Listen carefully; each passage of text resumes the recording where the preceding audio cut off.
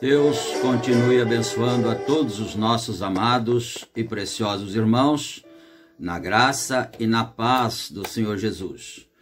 E nós estamos de volta, mais uma vez, com mais uma programação aqui para levar até o coração dos filhos de Deus a palavra, a mensagem que edifica, que cura, que liberta e que dá conhecimento também para os filhos de Deus. E nós estamos com a Bíblia aberta aqui neste momento, no capítulo 3 de Apocalipse e no versículo 5, este verso que está em pauta nesta série de meditações que nós estamos fazendo a respeito do livro da vida. Então, aqui no verso 5 nós lemos assim: o que vencer será vestido de vestes brancas, e de maneira nenhuma riscarei o seu nome do livro da vida, e confessarei o seu nome diante do meu Pai e diante dos seus anjos. Amém. Que o Senhor nosso Deus acrescente as suas bênçãos a essa leitura, e que os nossos corações possam ser grandemente abençoados mais esta vez, não é? E nós estamos estudando então a parte da mensagem à era de Sardes, a parte que fala sobre o livro da vida. E estamos agora no parágrafo 82. Então, assim começa o parágrafo 82. Note particularmente que o castigo tocante à idolatria consistiu em que o nome daquela tribo haveria de ser apagado de debaixo do céu. Essa expressão debaixo do céu, ela tem um significado que o profeta vai frisar depois, não é? Seria apagado de debaixo do céu. Deuteronômio capítulo 29 e versículo 20. Não diz que seria apagado no céu, mas debaixo do céu. E assim é exatamente porque Israel agora está na Palestina e dentro de pouco tempo o Senhor selará a 144 mil deles. Porém, observem que Dan e Efraim não estão nesse número. Apocalipse 7, versículo 4 a 8. E ouvi o número dos assinalados, e eram 144 mil assinalados, de todas as tribos dos filhos de Israel. Da tribo de Judá havia 12 mil assinalados, da tribo de Ruben, 12 mil, da tribo de Gade, 12 mil, da tribo de Azer, 12 mil, da tribo de Naftali, 12 mil, da tribo de Manassés, 12 mil, da tribo de Simeão, 12 mil, da tribo de Levi, 12 mil, da tribo de Issacar, 12 mil, da tribo de Zabulão, 12 mil, da tribo de José, 12 mil, da tribo de Benjamim, 12 mil. Notem a ausência da Dan e Efraim. Agora, em conexão, vejam Daniel capítulo 12, verso 1, que se refere a estes 144 mil sendo selados durante o 6º selo e o tempo da grande tribulação. É nesse tempo da grande tribulação que os 144 mil serão selados, né? Ou a tribulação de Jacó. E naquele tempo se levantará Miguel, o grande príncipe que se levanta pelos filhos do teu povo, e haverá um tempo de angústia, qual nunca houve desde que houve nação, até aquele tempo.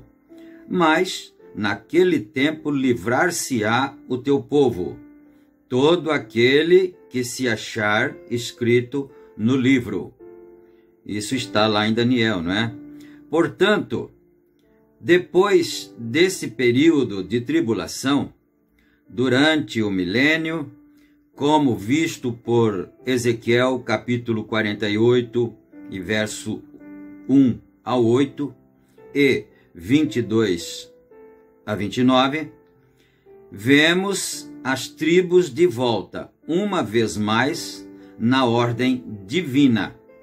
Mas, desde o tempo que Efraim e Dan se ajuntaram aos ídolos, eles morreram, e essas tribos não foram mais reconhecidas. Ora, eu imagino que, desde a destruição de Jerusalém, todos os registros de todas as tribos têm sido perdidos, de modo que ninguém pode dizer com certeza de qual tribo é, mas Deus sabe, esse grande Deus que está levando Israel de volta à Palestina, sabe exatamente de qual tribo cada israelita verdadeiro é. E de toda a congregação, de 144 mil, estarão ausentes Dan e Efraim. Eis aqui as tribos de Israel. Ezequiel, capítulo 48, versículo 1, do 1 ao 8 e 22 a 29.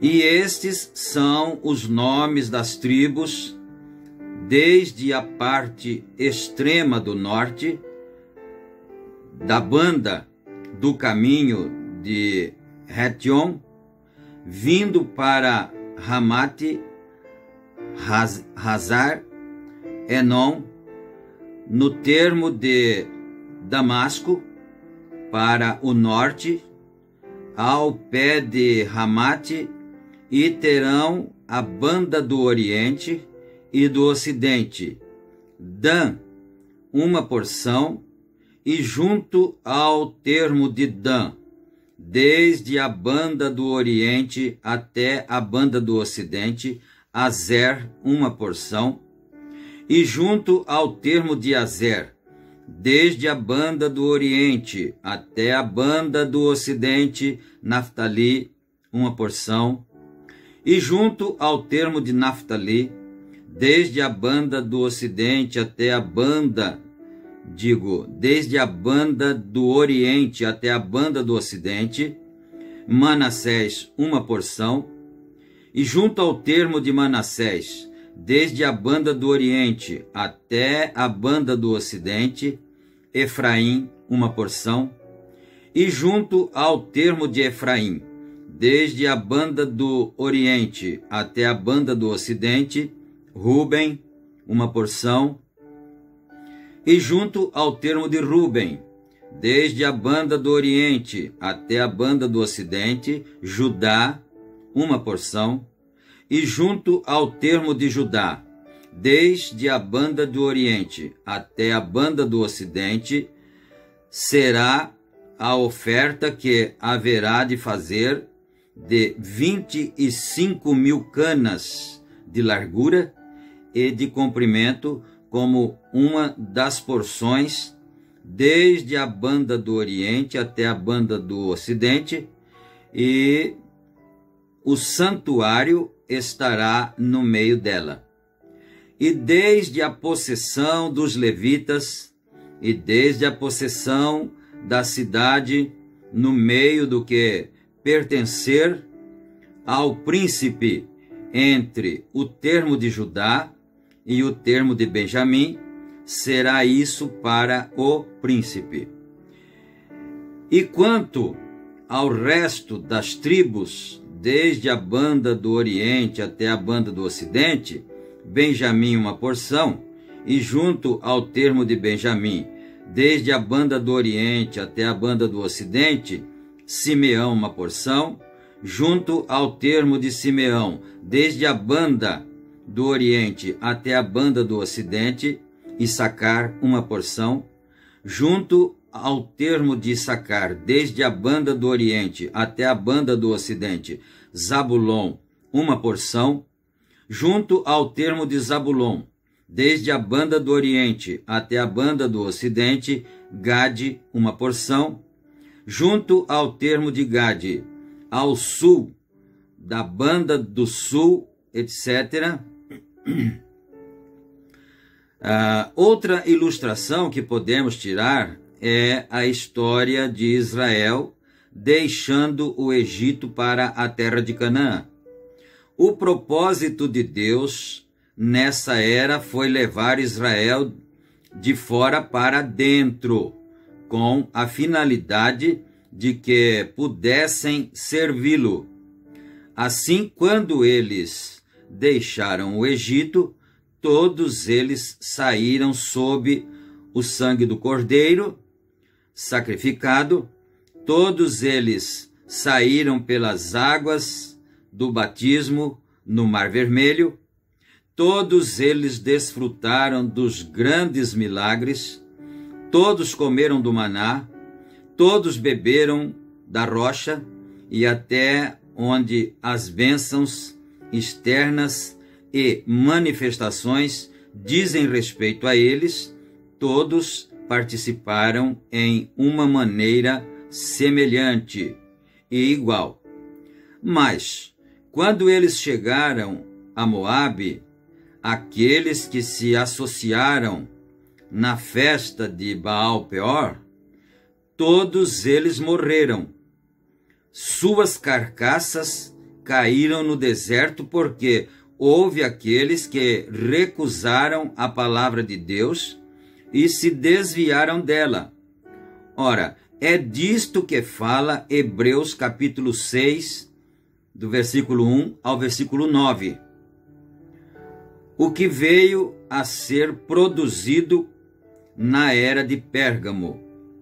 Você não pode prosseguir somente com uma parte da palavra. Você tem que tomar toda a palavra. Há pessoas que parecem envolvidas nas coisas de Deus, quase 100%. Vamos observar isso, não é? Não vamos deixar escapar isso. Pessoas que parecem estar envolvidas nas coisas de Deus, quase 100%, não é? Elas são como Judas. Ninguém, senão Jesus, conhecia exatamente que espécie de pessoa era Judas. Assim, chegou o dia quando Judas fez exatamente o que Israel fez em Baal-Peor. Ele decidiu que devia se associar com as forças da falsa vinha, entrar na organização financeira e política da religião do antipalavra anticristo. E ele o fez. Ele era nécio. Os outros 11 não o eram. Eles não poderiam ser porque eram dos eleitos. Assim, quando Judas saiu e traiu o Senhor, seu nome foi removido do livro da vida. Apocalipse 22, 19. Então, vai esclarecendo aquelas coisas que ficaram para trás, que foram ditas lá atrás, que os 70 voltaram, Judas estava com eles, e o Senhor disse que o nome deles estava escrito no livro. Agora, você vai vendo que o nome de Judas, depois que ele decidiu se associar com a religião do anticristo, com a falsa vinha, então seu nome foi riscado do livro da vida. Agora, estou certo que vocês têm notado que aqueles cujos nomes estão no livro da vida foram uma parte da ordem religiosa daquele dia. Então é bom observar isso. Todos que fizeram parte da ordem religiosa do seu dia fizeram parte também do livro da vida. Seus nomes também fizeram parte do livro, né? Agora, da ordem religiosa daquele dia, que centralizava em torno do verdadeiro Deus e da adoração a Ele, embora não adotassem de acordo com a verdade. Palavra. Como Judas, eles não percorreram todo o caminho. Veja como Judas foi escolhido de Deus, ele foi instruído na verdade, ele compartilhou do conhecimento dos mistérios, ele teve um ministério de poder conferido a ele, e ele curou os doentes e expulsou demônios em nome de Jesus. Mas quando chegou o acerto de contas, ele se vendeu pelo ouro e poder político. Ele não subiu a Pentecostes. O profeta está querendo nos mostrar aqui o tipo de pessoa que vai chegar uma hora que terá que ter uma decisão. De que lado vai ficar? Vai ficar do lado da religião formal, né? Da religião que fala mais no dinheiro, no vil metal, nas coisas terrenas, grandes templos suntuosos, caríssimos, ou vai ficar do lado da palavra verdadeira, não é? Então a pessoa vai chegar ao ponto de ter que tomar essa decisão, e aqueles que assim o fizerem, por serem preordenados para isso, nunca chegarão a Pentecostes.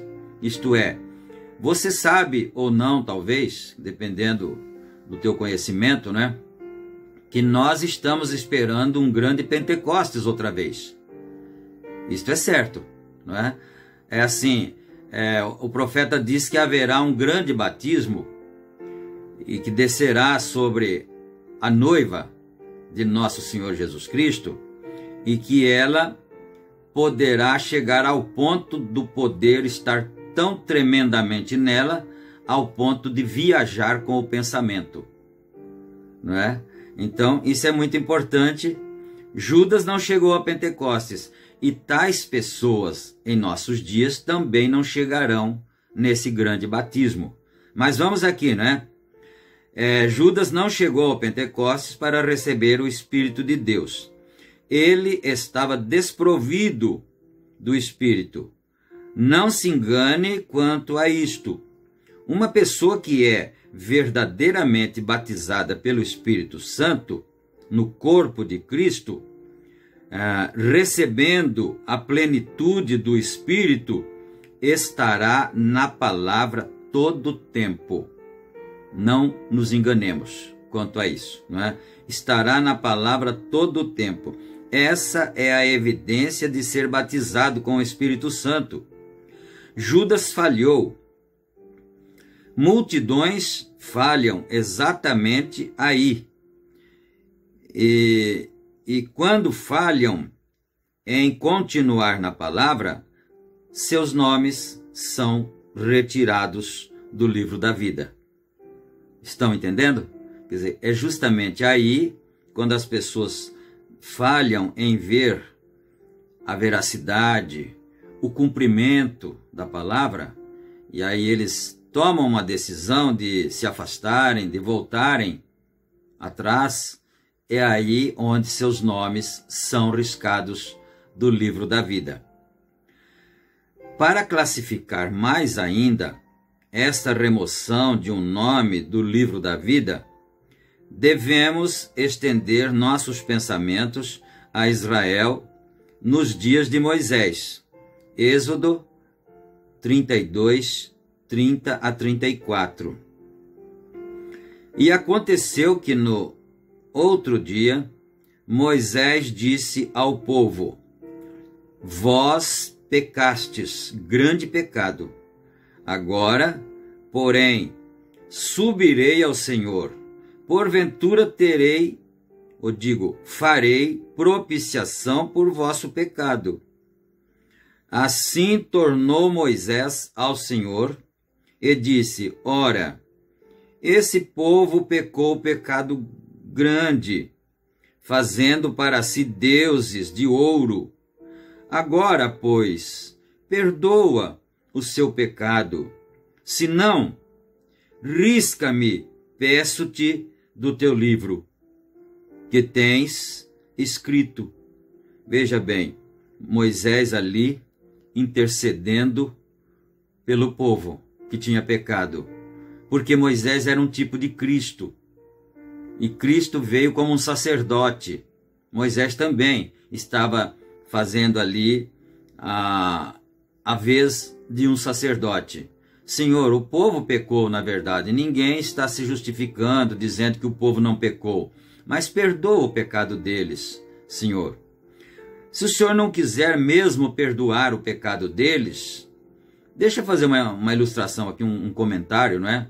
Um comentário nosso. Talvez Moisés tenha pensado: Senhor, depois de tanto trabalho para tirar o povo do Egito, as pragas, os sofrimentos no deserto e tudo, o Mar Vermelho, agora, se o Senhor não perdoar ele, né, esse povo, então vai estar tudo perdido, vai ser uma luta inglória. Então, se assim for, Senhor, então risca também o meu nome do livro da vida, eu vou desistir de tudo. Pronto, não é? Então, se não, risca-me, peço-te, do teu livro que tens escrito. Então disse o Senhor a Moisés: aquele que pecar contra mim, a este riscarei eu do meu livro. Vai, pois, agora, conduze este povo para onde te tenho dito.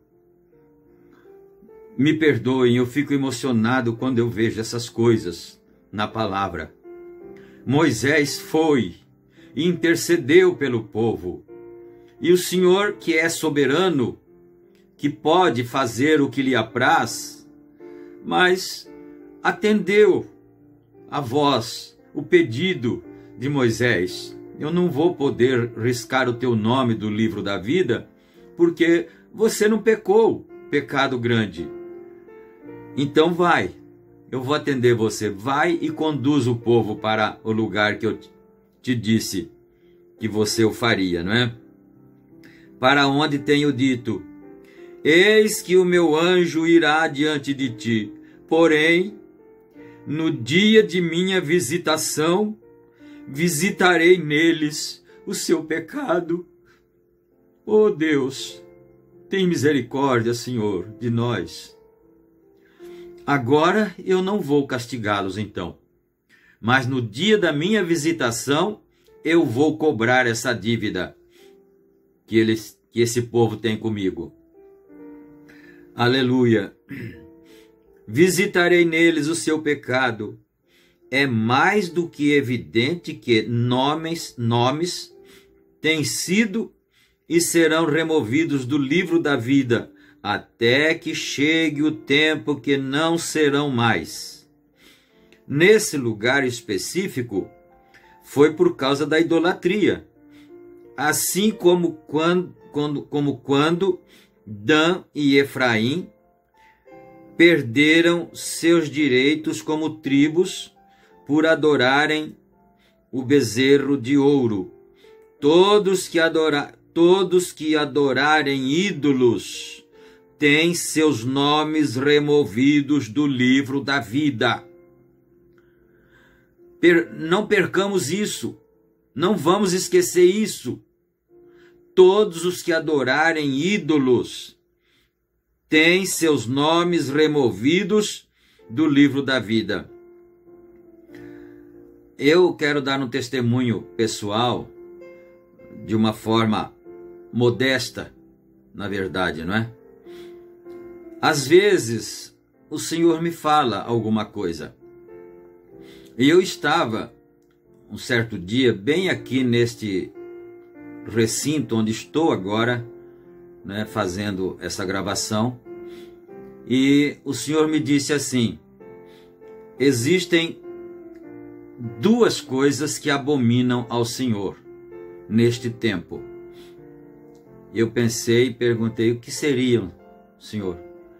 Então, algo me disse: injustiça com o semelhante, com o próximo, e adoração falsa.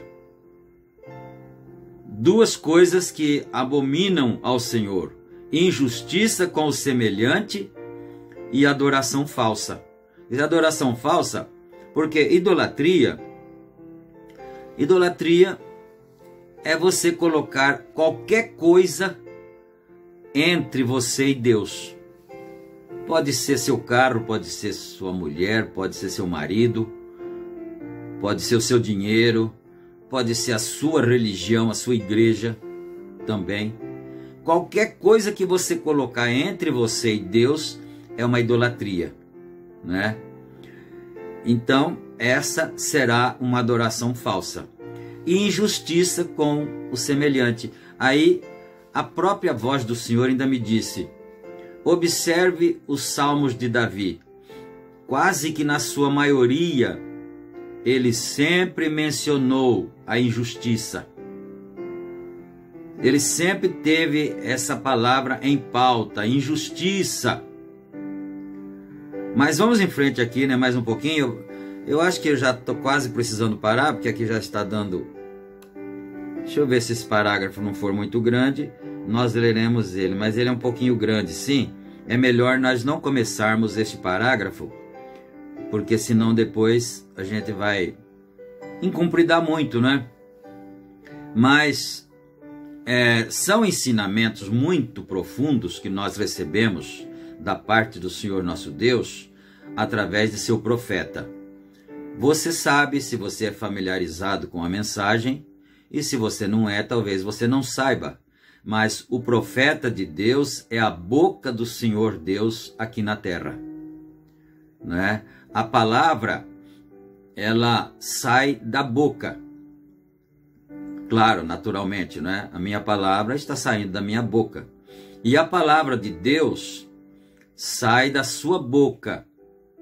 E a boca de Deus na terra, neste tempo em que estamos vivendo, é o seu profeta. E você sabe que o diabo também tem a boca dele na terra, não é? Para fechar esse pensamento aí. Você vai encontrar uma expressão em Apocalipse, eu não dou conta de citar onde está, porque às vezes a gente não guarda tudo na mente, não é? Mas em Apocalipse tem uma expressão que diz assim, que a besta abriu a sua boca e desferiu tudo quanto é blasfêmia contra o nome do Senhor, né? Então você vai ver que o diabo também tem uma boca. Resta agora você saber qual é a boca do diabo, porque a boca de Deus nós já sabemos que é o seu profeta, mas também tem o falso profeta. Você sabe disso, né? Porque não poderia haver um falso profeta se não houvesse um verdadeiro. Às vezes as pessoas taxam o profeta de Deus para esta era como falso, mas se ele é o falso, então teria que haver um verdadeiro em algum lugar, porque se não tem o verdadeiro, então aquele não é falso, né? Então o profeta de Deus é o verdadeiro, e tem o falso profeta que profere blasfêmia contra o nome do Senhor. Deus nos abençoe, meus amados, e eu quero pedir para os irmãos não se esquecerem, quando assistirem o vídeo, não se esquecerem de curtir, clicar ali no joinha, né? Que é para o vídeo poder ser impulsionado, porque o YouTube vai entender que as pessoas estão gostando e vai empurrar ele para frente. E aí, quem vai ganhar é Deus, porque outros filhos de Deus também vão ouvir a palavra. Não é para ganhar dinheiro, porque nós não monetizamos os vídeos que fazemos. Deus te abençoe, Deus me abençoe, Deus abençoe a todos nós, no precioso nome de nosso Senhor Jesus Cristo. Amém.